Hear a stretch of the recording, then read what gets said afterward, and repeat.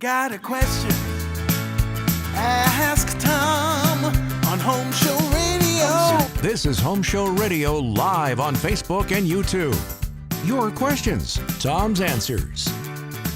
Now here's Tom Tynan and Charlie Moger. And we are live here on the Facebook and the YouTube. I'm Charlie Moger and he's Tom Tynan. Is it the Facebook and the YouTube? You could go either way, I suppose. Okay. Anyway, we're here. Tom is, and you'll notice we got a lot of comments about my new camera recently, and we've just upgraded Tom's camera, as you can see. And you can see that Tom has shaved today, and he's looking better than ever. I shaved last night. Yes. I got a haircut this week, too. And you can see every one of them's cut. But anyway, that's not the reason. Hair. If you're not familiar with Tom, if you've just like stumbled on this show for no reason, familiar with Tom. Tom is He's crazy.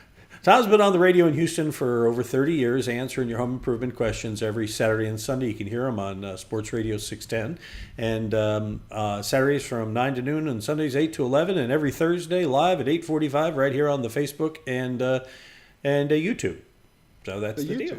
And today we're going to talk about, it's not only us, we've got a special guest here today. Look at that, we got Jim Hardwick with us from the world headquarters of Ideal Roofing. Jim will be joining us in just a minute to talk about pool design and landscaping. Is he in Vegas? No, I'm kidding.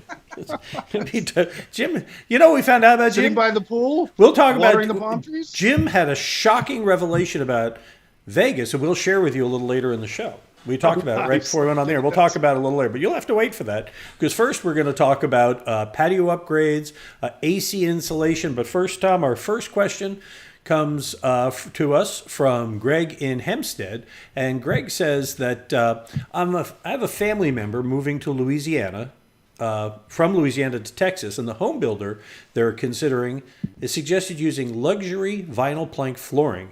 I prefer hardwood. What are your thoughts on this flooring? Okay, first off, I want to say that Ideal Roofing is a Houston-based company. They don't work out of Vegas. Okay, now let's get to the floor. The floor is, just in case, okay? Well, no, hold on. Don't ruin it, because we got a big surprise about Jim in Vegas. And just zip your lip. We're going to talk about it later. Go ahead. No, what goes on in Vegas stays in Vegas. Okay. The floor is fine. In fact, it's incredibly popular right now. It is so popular that there are manufacturers who are no longer producing laminate. They're going with this new vinyl flooring because it's a better floor. They have more options for different types of looks. It holds up better because it's not a wood or a high-pressure laminate. And most people don't like the high-pressure laminates anymore, so they were going to wood. And wood is only so tough. It scratches. It gets dings in it. It gets little punctures in it. But this new vinyl is really nice, so I'm all for it. You know, we love your new microphone there, Tom, but there's something you know about it. Every time you tap the table, it sounds like you're banging on the table. It's not isolated at all. That's it. Let me take my shoe off, and I can be like, what was his name? With Kennedy. Yeah, it's banging on the table. It's more of the broadcast professionalism you've come to expect from us here at Home Show Radio. I will stop. Okay, here we go. Next question comes to us from, that's not Greg in Hempstead. That is Beatrice in Sunnyside. And she says, we replaced our AC system, but our house is still hot. I think the current insulation, or lack of, in the attic is keeping the house from staying cool. We have a brand new roof, brand new windows.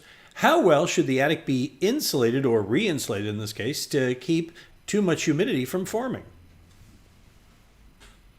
I'm going to go back to the air conditioner. Just because it's brand new doesn't mean it's working right. If it's a brand new air conditioner, it should be handling the load in the house. There's no doubt about it. Now, if you add radiant barriers, if you add insulation, it should work less. But your air conditioning system, I still think, is the culprit. If it's not cooling your home and it's brand new and you have new windows, now the roof is different. A roof is a roof. It's supposed to protect you from the weather. So if it's not leaking, I say it's a pretty good job. But as far as that goes, as far as insulation goes, sure, you might need some. I don't know what you have. Do you have a radiant barrier? You can always put that in. But I'd go back to the air conditioner and say, hey, why isn't this cooling my house? Because it should have been handled properly to begin with, being a brand new air conditioner. Assuming that it was sized right. Well, yeah, you have sizing, you have install, you've got temperature drop across the coil. Charlie, we talk about supply air and the static air pressure through the duct design. I mean, there's a lot of components that make an air conditioning not only just cool, but dehumidify. And I heard a mention of the humidity in the home going up. I'd like to know why. And I think it's because it's running too warm. So I really think it's the install of the air conditioner. You tweak that to where it's working right. Then if you need insulation, you put it in, your system will work less and your energy bill will go down, but your comfort level will always stay there. Because the insulation is not the humidity issue, right? It's the fact the air conditioner is Insulation not taking it does out. not cool a house. Insulation does not dehumidify a house. You have attic ventilation. You've got at least when I do a home, radiant barriers. You have insulation in the walls. You have insulation in the attic. New windows, so they're probably more energy efficient than new windows they have. But the air conditioning system has to be the dehumidifier, and it's got to do the cooling, and depending what time of year it is, the heating. Okay, our next question comes from Lynn up in Montgomery. She says, I want to put wood on my outdoor patio ceiling that's now covered with sheetrock. Do I just use some 1x4s to trim it out with support every 4 feet or so and then nail the wood to that? She says, I'm wanting to pre-stain my 6 to 8 inch wide pine plank. Say that 3 times fast. No, I will not. I will not say that 3 times fast. I won't even say it slow. But as far as putting the 1x4s on, I don't think you need to. If you have sheetrock on your ceiling joist, or if it's a first floor, your floor joist, just go around and mark them and just use that, nail through the sheetrock into the joist. You don't have to go through the extra expense or extra work of putting on those 1x4s. That would be if the sheetrock wasn't there and you were doing small pieces like an acoustic ceiling or a metal pan ceiling where there's small pieces and the spacing has to be just right.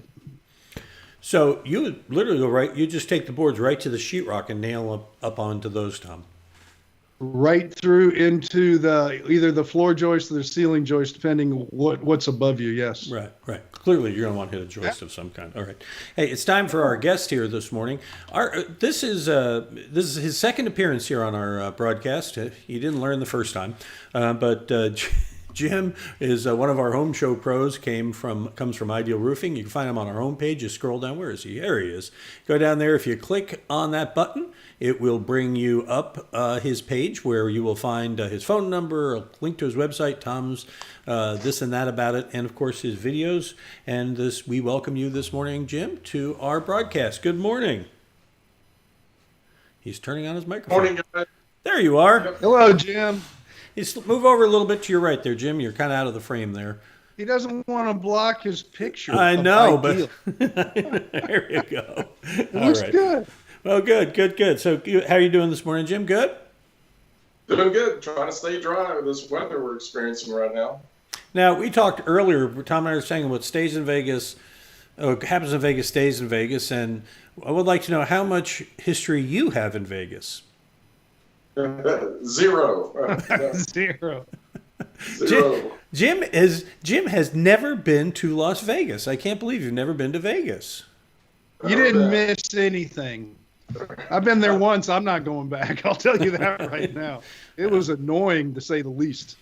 Not much of a gambler, but everybody tells me the shows are worth it. I just haven't been. Well, you can see them somewhere else too, so for what it's worth. Yeah, Vegas is one of those places. You go to Vegas and within about 24 hours, you're kind of like, what time's our flight tomorrow? 24, 2 hours. I'm ready to ding, ding, dong, dong out the door. Well, I'll tell you what. Let's stop gambling with our future and talk about roofing. Yes. That's what Jim is here. Jim, we got some questions that came in from some of our Home Show Radio listeners using the Ask Tom form. And by the way, if you got questions for Jim or Tom, I should have mentioned this earlier. We're here live, and you can put them in the comments area. We'll get them, and we can answer them here. But, Jim, here's the first question we have from one of our Home Show listeners. He says, I'm about to get a new roof. And he says the roofer mentioned something called Polarum or Polarum. Anyway, it's an underlayment and ridge vents to replace my 2 turbines. He wants to know what your thoughts are on going with this Polarum. Is it a good idea?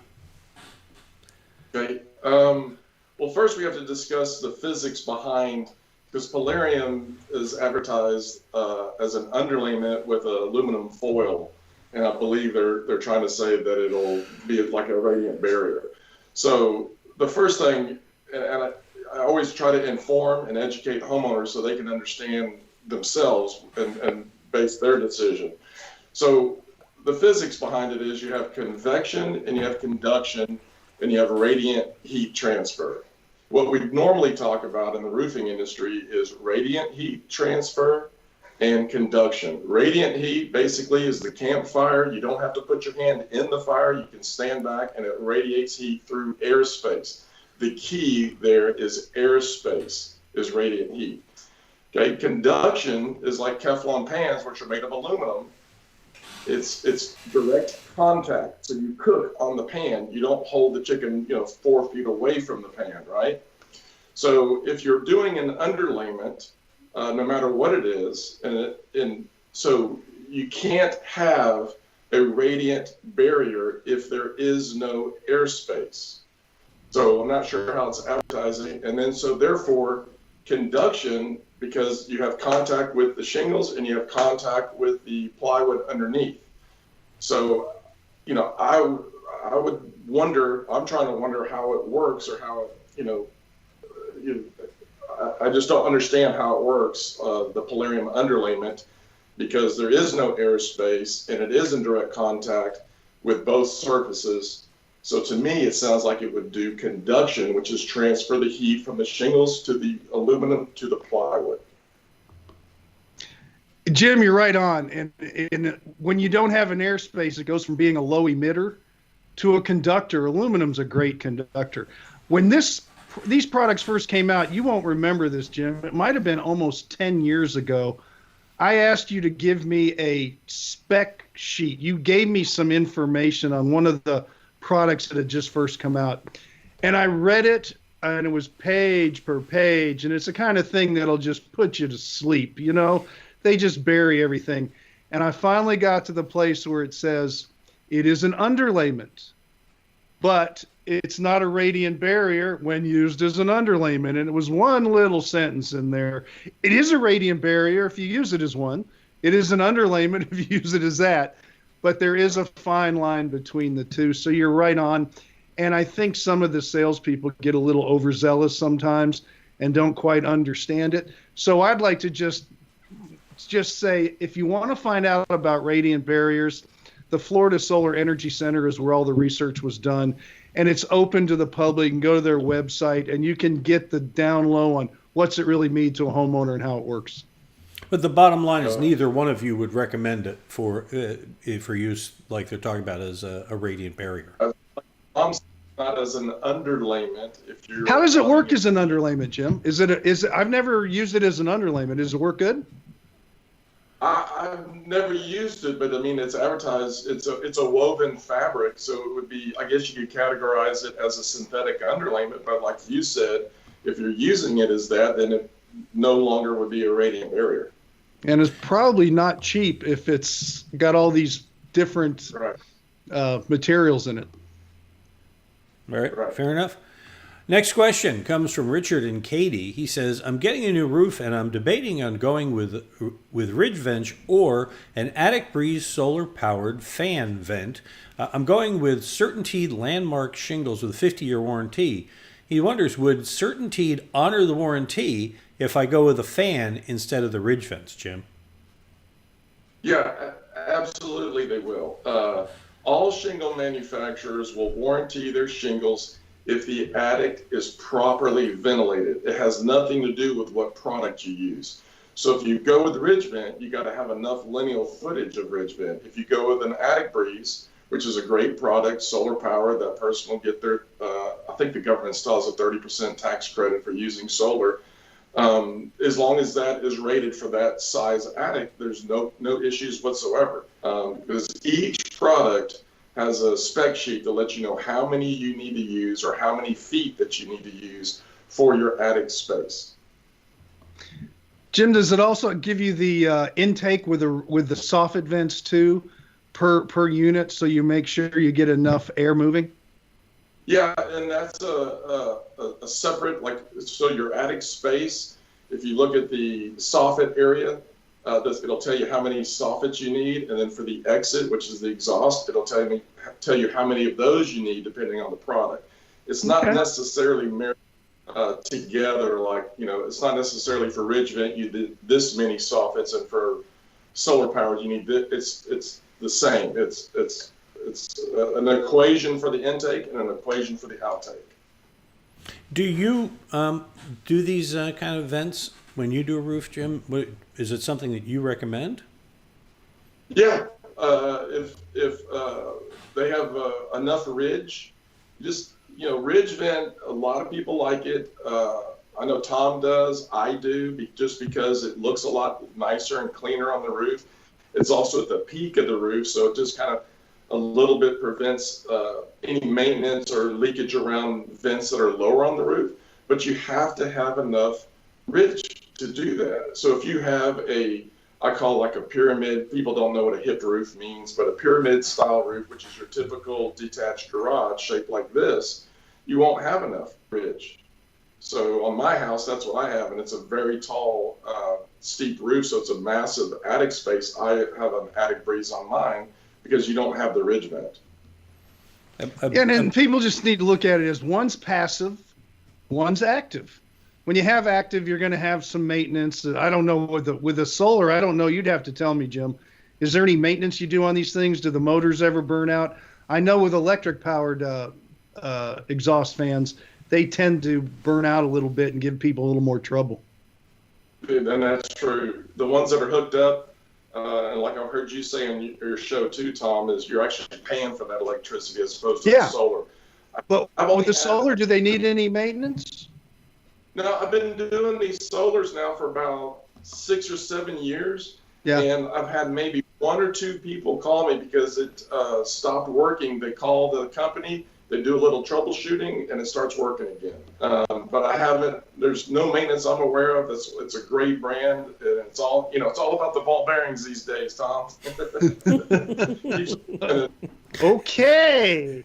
You're gonna go all now, Captain. Wait. You're gonna go all Captain Queeg on us with the ball bearings now, Jim? Is that the program? Remember Captain Queeg on the?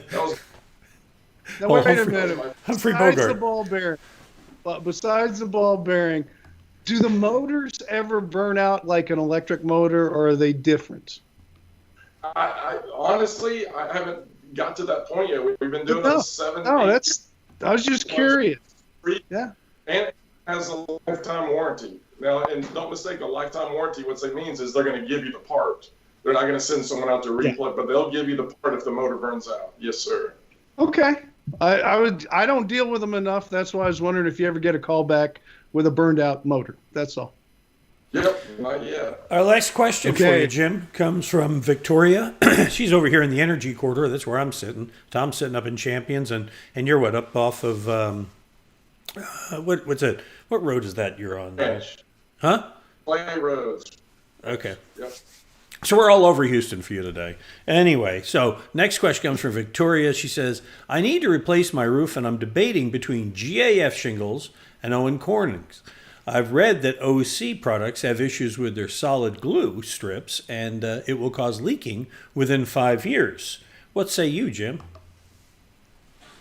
Well, it took me a while. I'm trying to figure out I haven't heard of that, but I think what she's referring to is on the back of the shingle, where it seals down to the other. A lot of shingle manufacturers have sort of a dashed line, okay?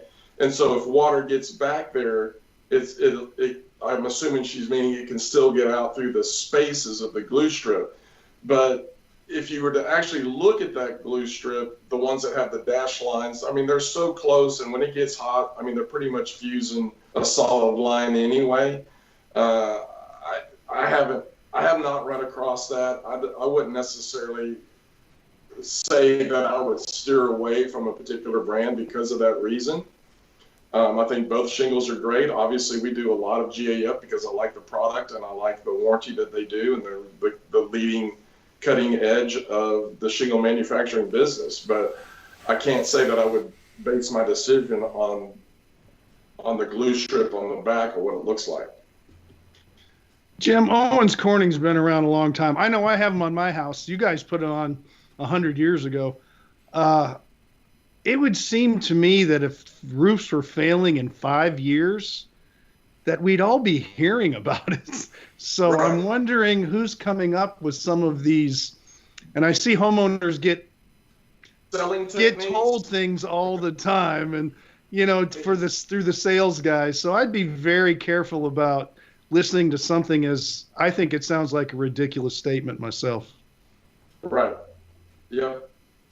Well, I know that you are a GAF Master Elite Master installer. Elite.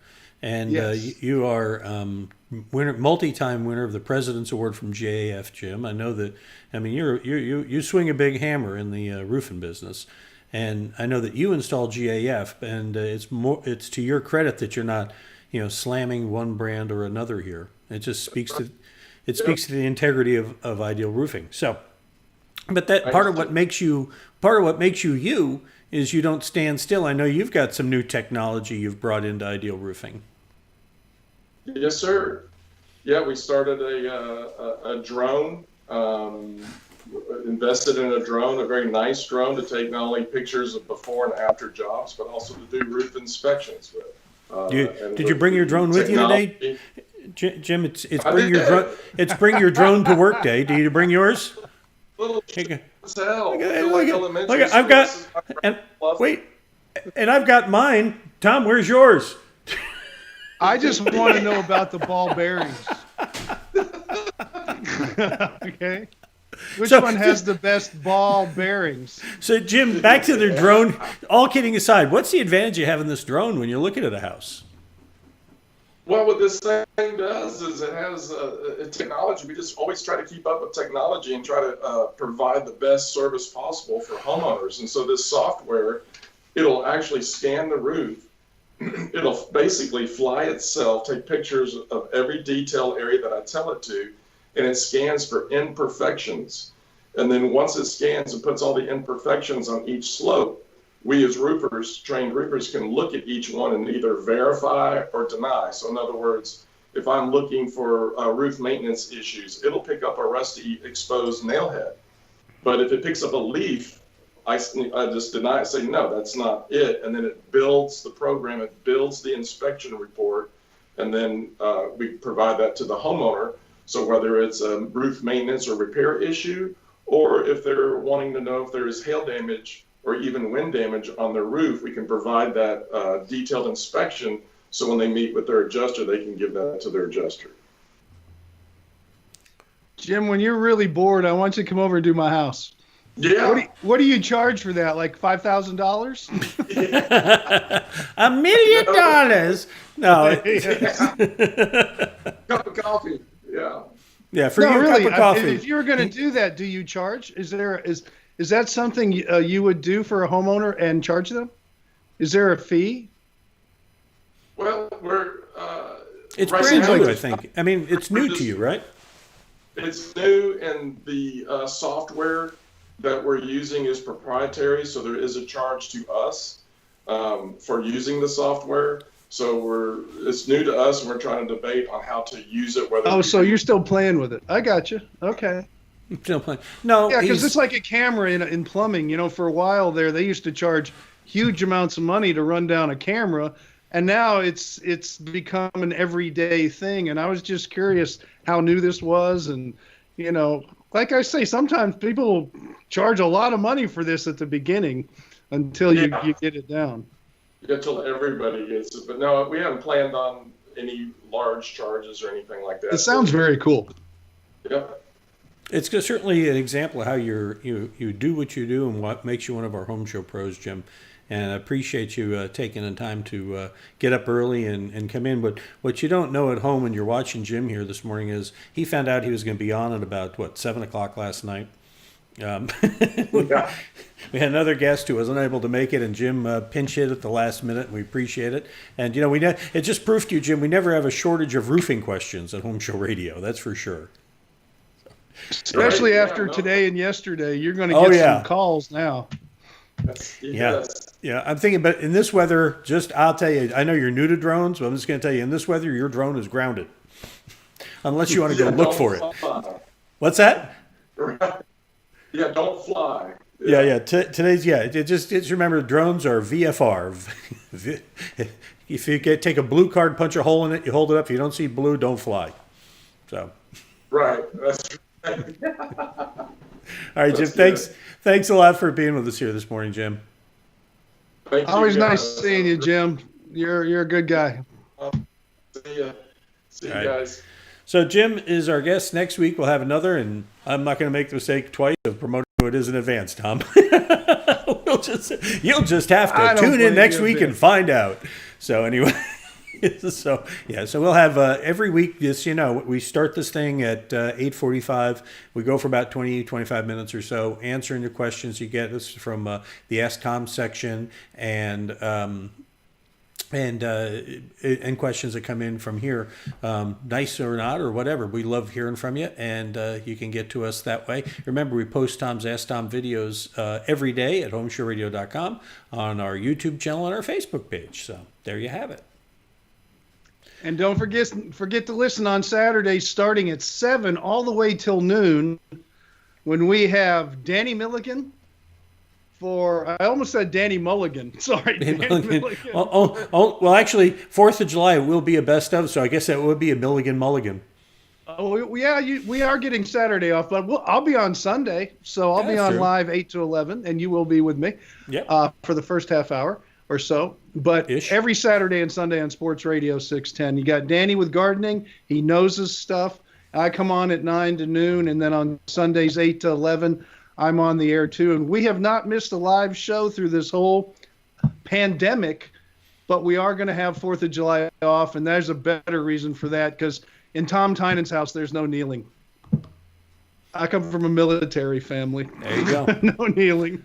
Couldn't agree. All right. Well, that's it for this week. We will be back next week. Remember, if you want to get questions answered by Tom anytime other than the show, obviously, visit HomeShowRadio.com. You can go there, click on the Ask Tom button on the homepage, fill it out, send it in, and we'll do a video. And like I said earlier, we post those every day to our website at HomeShowRadio.com, our YouTube channel, and Facebook. So we're hard to miss. So, Tom, thanks. We'll see you on the radio Sunday, and everybody look forward to hearing you Saturday morning on Sports Radio 610.